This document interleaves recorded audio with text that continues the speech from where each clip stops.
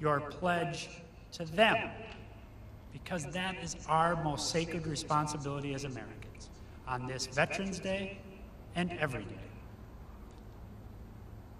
I know of no one who keeps that promise better than President Biden. As a senator, as vice president, and now as president, and as the surviving father of an Iraq War veteran, President Biden has dedicated so much of his life to serving those who have served us. Veterans, their families, survivors, and caregivers could not ask for a stronger advocate. And so, without further ado, it is my great personal and professional honor to present to you our Commander-in-Chief, the President of the United States of America, Joe Biden.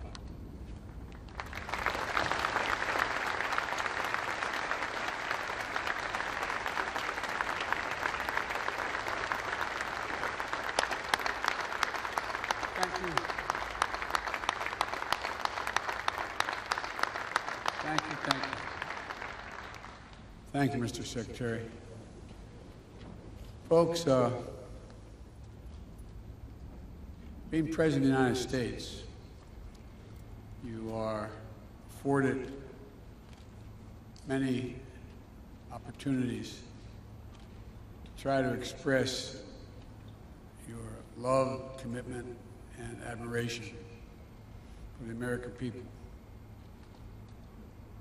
And I must say to you that the single greatest honor I have been afforded as president is to stand before so many of you, those Medal of Honor winners out there, and talk about Veterans Day and veterans.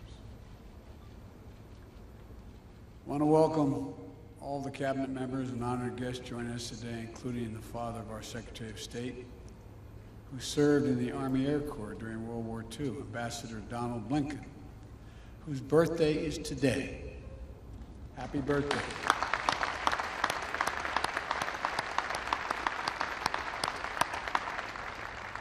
Thank you for your service to our country. And I just want to tell you, I know you're a little younger than I am, but you know, I've adopted the attitude of the great Negro at the time, pitcher in the Negro Leagues, went on to become a great pitcher in the pros, into the Major League Baseball after Jackie Robinson. His name was Satchel Paige. And Satchel Paige, on his 47th birthday, pitched a win against Chicago. And all the press went in and said, "Satch, it's amazing. 47 years old, no one's ever pitched a win at age 47. How do you feel about being 47? He said, "Boys, that's not how I look at it." I said, "How do you look at it, Satch?" He said, "I look at it this way. How old would you be if you didn't know how old you were? I'm 50 years old, and the ambassador's 47. But all kidding aside, Mr. Ambassador, thank you for your service during World War II, as well as your service as an ambassador. And thank you for raising such a fine man, Tony Blinken, our Secretary of State. To all our veterans, past and present, we thank you, we honor you, and we remember always what you've done for us. I'd like to recognize one of our national heroes who is here today, Medal of Honor recipient, Mr. Brian Thacker. During the Vietnam War, then First Lieutenant Thacker put the safety of his fellow troops above his own, providing cover fire against an attacking enemy, and even calling in artillery fire on his own position so our forces had a better chance to withdraw. Wounded, unable to leave the area, he evaded capture for 8 days until finally federal friendly forces retook the position. Yours is a remarkable story. It'll never be forgotten. We'll also never forget the stories of American leaders and icons we've lost recently, who shaped our nation in ways that are hard to measure. I've lost, like many of you, 3 good friends in the last month. General Colin Powell, a child of immigrants who grew up to be the chairman of the Joint Chiefs of Staff, the Secretary of State, a man who was a friend but who earned the universal respect of Americans and people for his leadership in uniform and out. And a guy who became good friends, and many times I was in and out of Iraq as a vice president and a senator, General Ray Odierno, who I met multiple times in Iraq and who did so much to help get us where we are today, and who always put the troops and his veterans first. It was an honor to have my son, Major Biden, serve under his command at the time. And my friend and colleague, who was mentioned already, United States Senator Max Cleland, who as a triple amputee knew the cost of war as well as anyone could ever know it, and went on to champion the dignity and care of Americans and wounded veterans throughout his life. We lost all 3 of these incredible veterans in the last several weeks, and our hearts go out to their families. These are stories that inspire generation after generation of Americans to step forward to defend our nation. And today, we pay homage to the unrelenting bravery and dedication that distinguish all those who have earned the title of American veteran. It's an honor that not only a small percentage of Americans can claim, and one that marks those who are able to claim it as brothers and sisters. It's a badge of courage that unites across all ages, regardless of background, because to be a veteran is to have endured and survived challenges most Americans will never know. You've come through the trials and testing, braved dangers and deprivations, faced down tragic realities of war and death. You've done it for us. You've done it for America, to defend and serve American values, to protect our country and our Constitution against all enemies, and to lay a stronger, more secure foundation on which future generations can continue to build a more perfect union. Each of our veterans is a link in a proud chain of patriots that has stood in the defense of our country, from Bunker Hill to Belleau Woods, Gettysburg to Iwo Jima, Chosin Reservoir to Konar Valley. Each understood the price of freedom, and each shouldered that burden on our behalf. Our veterans represent the best of America. You are the very spine of America, not just the backbone. You're the spine of this country. And all of us owe you. And so on Veterans Day, and every day we honor that great debt and recommit ourselves to keeping our sacred obligation as a nation to honor what you've done. We have many obligations to our children, to our elderly, to those truly in need. But I've gotten in trouble way back when I was a young senator for saying we only have one truly sacred obligation. We have many obligations, but one truly sacred obligation: to properly prepare those and equip those who we send into harm's way, and care for them and their families while they're both deployed and when they return home. This is a lifetime sacred commitment. It never expires. And for me and for Jill and for the entire Biden family, it's personal. When Bo was deployed to Iraq, after spending 6 months in Kosovo as an assistant U.S. attorney trying to set up a criminal justice system, I got a call from him one day. He said, "Dad, what are you doing Friday?" And I said, "What do you need, hon?" What do you need? He said, "I'd like you to pin my bars on." I said, "What in the heck have you done?" He said, "Someone's got to finish these wars, Dad." True story. Jill and I learned what it meant to pray every day for the safe return of someone you love. So many of you have done that. Our grandkids learned what it meant to have their dad overseas in the war zone instead of back at home for a year, tucking them into bed and reading that story every night. Thousands of Americans, tens of thousands, have had that experience. As the English poet John Milton wrote, "They also serve who only stand and wait."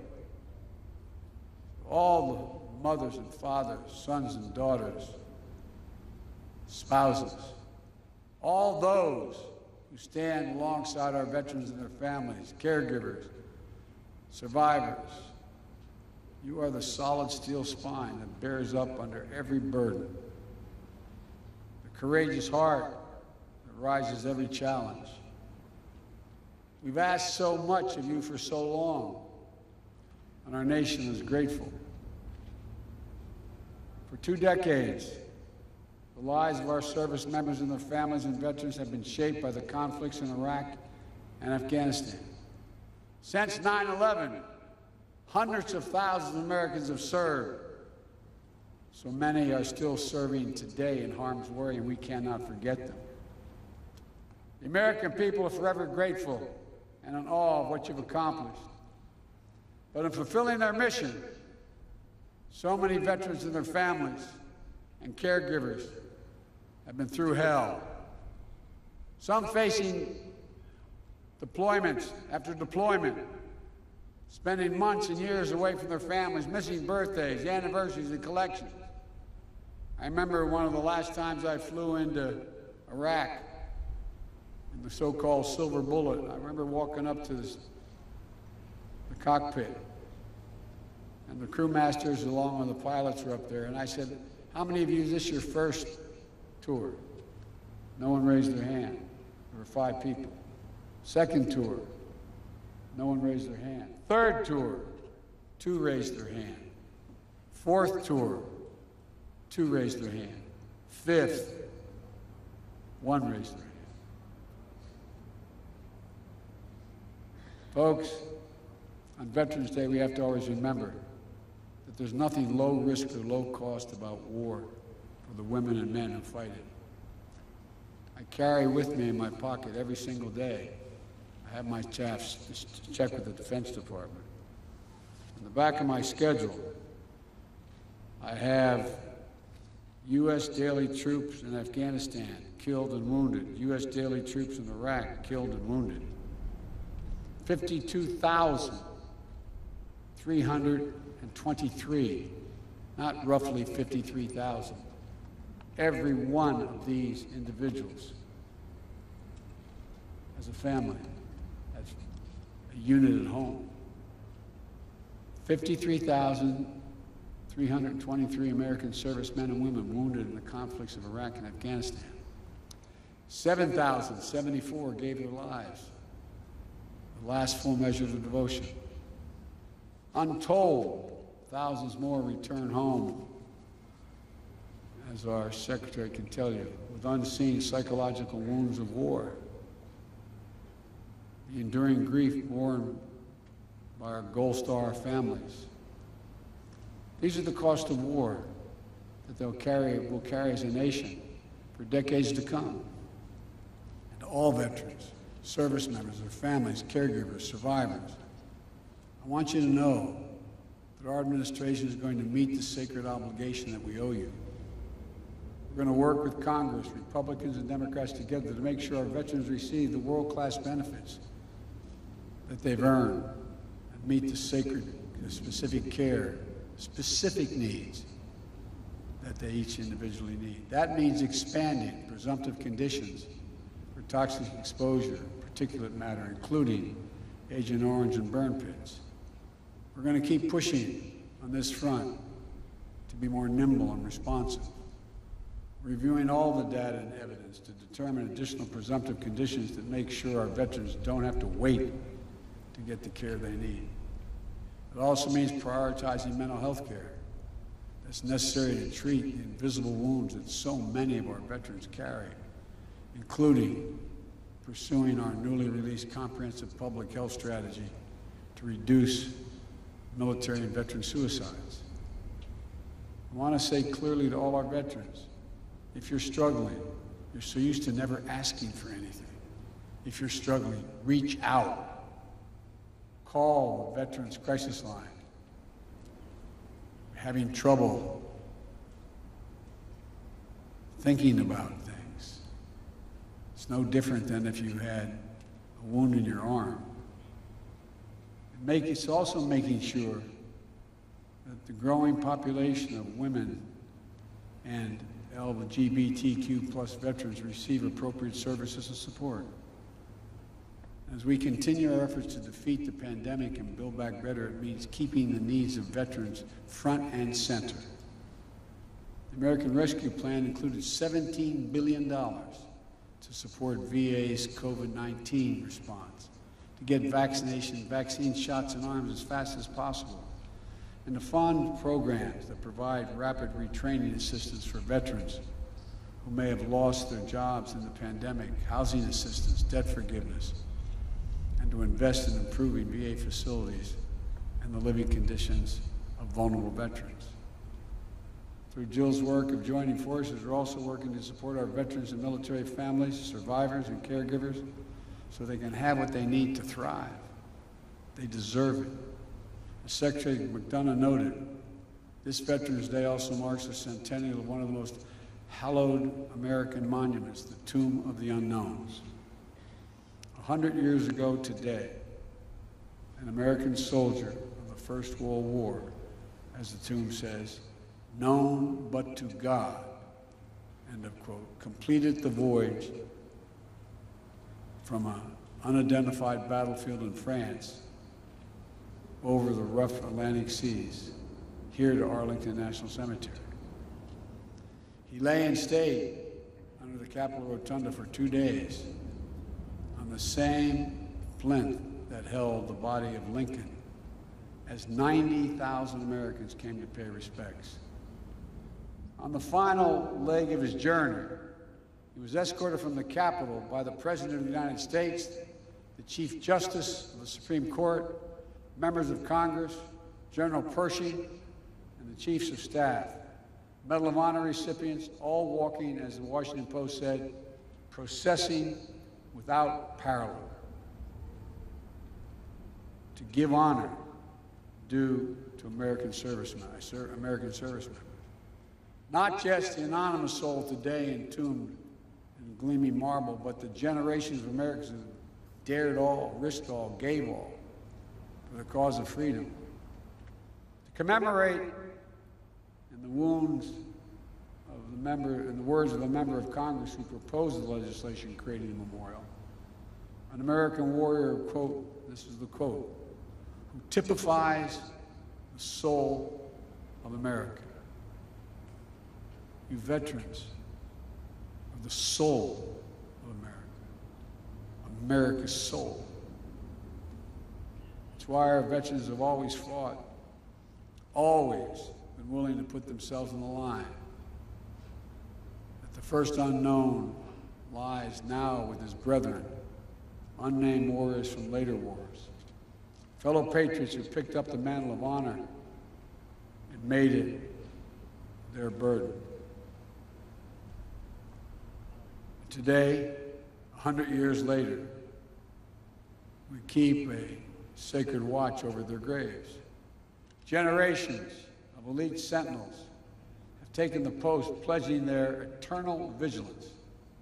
We lay wreaths, we renew our oaths, we stand in solemn awe of such fidelity.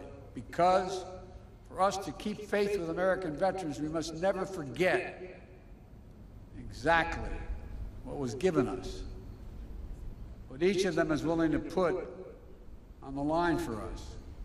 We must never forget that it is the mighty arm of the American warrior, never bending, never breaking, never yielding, generation after generation, has secured for us the blessings of a nation that still stands today as a beacon of liberty, democracy, and justice around the world. God bless you all. God bless all American veterans and those who proudly earn that title. And may God protect our troops. Thank you.